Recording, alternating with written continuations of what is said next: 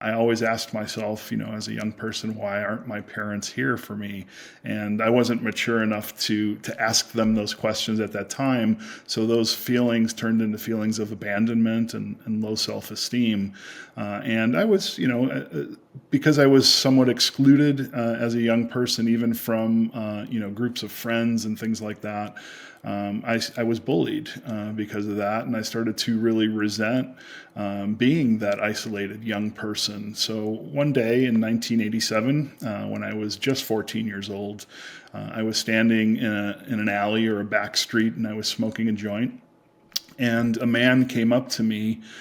He had a shaved head, and he was wearing, Doc Marten boots. And he pulled a joint from my mouth, and he looked me in the eyes, and he said, "That's what the communists and the Jews want you to do to keep you docile."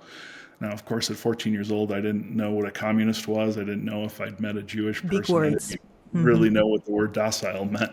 But it was as if it was the first time that someone had paid attention to me. This man was 27 years old at the time. I was only 14, and it was 1987, so I didn't know what a skinhead was. In fact, nobody in America really knew what a skinhead was.